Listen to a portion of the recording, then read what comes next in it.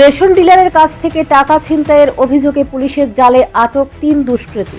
অভিযোগ, কুঞ্জবন এলাকার এক রেশনের দোকান থেকে 2 লাখ টাকা ছিনতাই এবং গ্যাসের সিলিন্ডার চুরির ঘটনায় তাদের আটক করা হয়। আগে আটককৃত দুষ্কৃতীদের থেকে তথ্য পেয়ে এই 3 জন মাস্টার মাইন্ডকে আটক করতে সক্ষম হয় এনসিসি থানার পুলিশ।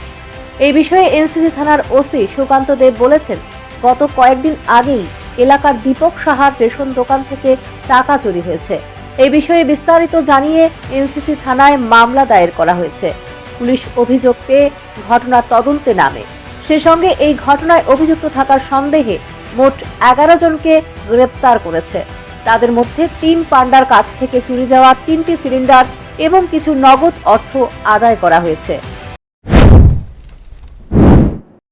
কুঞ্জবন দীপক সাহা নামে ওনার এক রেশন শপ থেকে উনি কমপ্লেন করেছেন যে কিছু টাকা চুরি গিয়েছিল, প্রায় 2.5 লক্ষ টাকা চুরি গিয়েছিল এবং ওনার রেশন শপ এবং বাড়ি থেকে 3টা সিলিন্ডার চুরি গিয়েছিল। তো এবার আমরা তদন্ত করে এটাকে প্রথমে আমরা অ্যারেস্ট করেছিলাম, কিছু প্রায় 6 জনকে প্রথমে অ্যারেস্ট করেছিলাম। অ্যারেস্ট করার পর ওদের হেফাজত থেকে আমরা গ্যাস সিলিন্ডার যেগুলি চুরি করেছিল বিভিন্ন জায়গাতে ওরা রেখেছিল, ওখান থেকে আমরা ওদের স্বীকারোক্তিমূল আমরা সিজ করি এবং পরবর্তীতে ওদের স্বীকারোক্তিমূলে বাকি এখন আরও 5 জনকে অ্যারেস্ট করি। আজকে আমাদের হেফাজতে আছে 3 জন।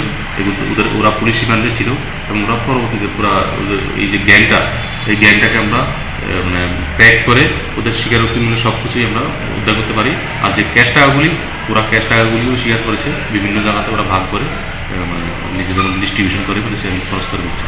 তো এই যে কেসটা পুরোটা 4 লক্ষ টাকার নেশা সামগ্রী 3 নেশা কারবারিকে আটক করল এনসিসি থানার পুলিশ। গোপন খবরের ভিত্তিতে অভিযান চালিয়ে এই নেশা সামগ্রী সহ 3 নেশা কারবারিকে আটক করেছে। বুধবার তাদেরকে আদালতে সোপর্দ করা হয়েছে। Bureau report, news prime Tripura.